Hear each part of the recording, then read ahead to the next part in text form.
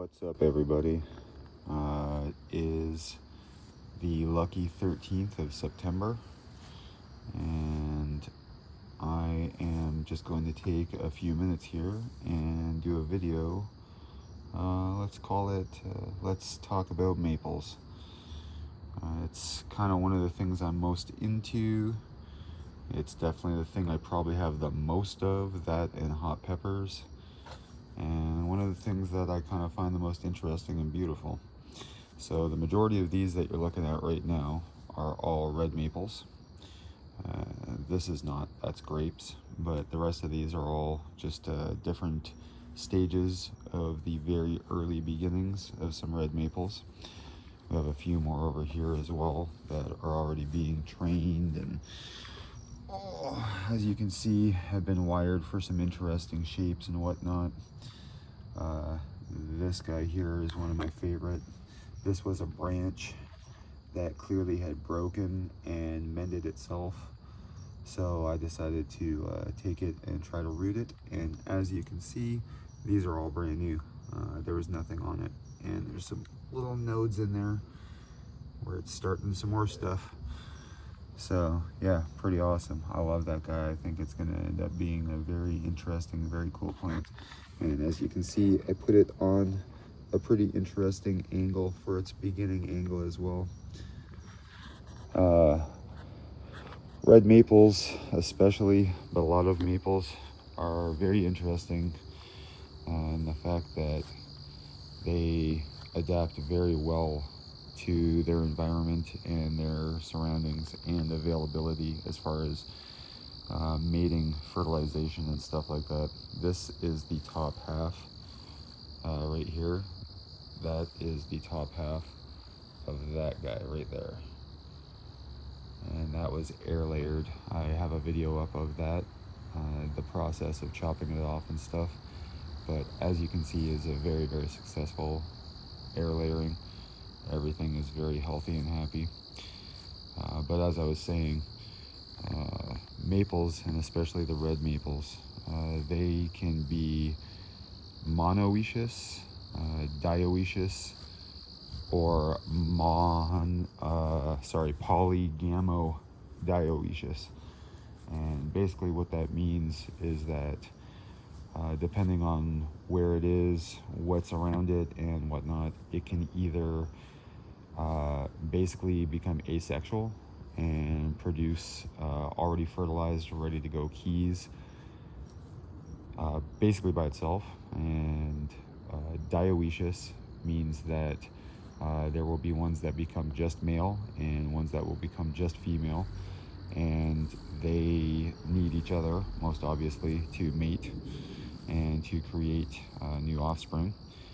And then there is polygamodioecious, which basically means something will become generally mostly a male and or a female, but will become one or the other and have just enough parts of the other sex that it can still fertilize itself. So they're pretty interesting. They figure out ways to make it. A lot of people actually, especially if you have a bunch of maples around your house, a lot of people actually kind of look at them almost like weeds sometimes, because they, I mean, if you do live near one, you know that these things make a lot, and I mean a lot of babies. So yeah, they're pretty cool. Obviously they are a deciduous tree, which means that they drop their leaves at least one time a year. There are a couple of different types that tend to be evergreen, but it's a pretty rare thing. I think the majority of them are in or around the Mediterranean. This guy here is called a Cappadocian. We got some stuff from the box elder above, which is also a maple. But this is a Cappadocian maple, and these guys are interesting in the fact that they are one of the only ones that tend to go clonal. So basically what that means is once it gets big enough and the root system gets big enough, it will start shooting up offspring directly up out of the roots. They look really cool. They get a really cool canopy on it, very interesting shape and stuff. even just growing on their own, which is why I don't have it wired or styled or anything. There's another red maple too. So the reason that the babies come out with that redness to it is because the same thing that is inside of it that makes it look red at the end of the season is extremely prevalent in the beginning stages of it. It helps it actually ward off a lot of different diseases and stuff like that. So that's why when baby leaves come out, they already kind of look red, just in case you were ever wondering that. But yeah, these guys are very, very interesting. Down here we have a couple of sugar maples that are just in the middle of rerooting. Up here we have a Norway maple. That guy, as you can see, I just found him out in the woods, and he has come along very, very nicely. He was honestly probably a third of that size just a couple of months ago, and it's doing very, very well. Another red maple here, and there are actually, over in this pot here, there are a couple of sugar maples. You can see that guy coming back. That's the one that everybody knows as like the Canadian maple leaf, as you can see from the look of it. And that's the one that ended up on our flag because it was originally a thing of Quebec and a symbol of it. Oh, and look, you can even see, as I was saying, this is not a red maple, but you can see that when the babies come out, it even has a lot of that red stuff in these and the sugar maples. And basically it just kind of helps the leaves stay really strong in the very early stages. But yeah, there's some very, very, very interesting maples. I guess we can move on to the Japanese ones here. The majority of maples are actually Asian. There's only one type of maple that is actually native to anywhere in the southern hemisphere. Every single other type tends to live north of the equator, which is a very interesting fact considering that there are hundreds of actual, I guess you would call them orders of maple, and so many thousands of subspecies because of crossbreeding and all kinds of different things over the years.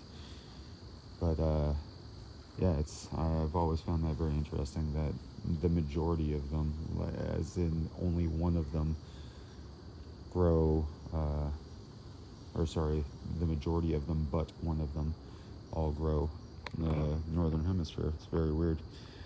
This here is a purple ghost Japanese maple, and although this, I'm in the middle of trying to save this guy. I just acquired him. Trying to kind of bring him back. There is a lot of fresh green stuff and new buds starting all over the place, so I'm not worried about him. Even though it's the middle of September, it's going to get leaves again before it starts dropping them all in October and November, so I'm not worried about that. You can see there's a lot of very, very clear bud system going on through all of that. I actually took about an hour yesterday and went through both of these and cut back all the dead tips and got off the completely just dried out, withered leaves.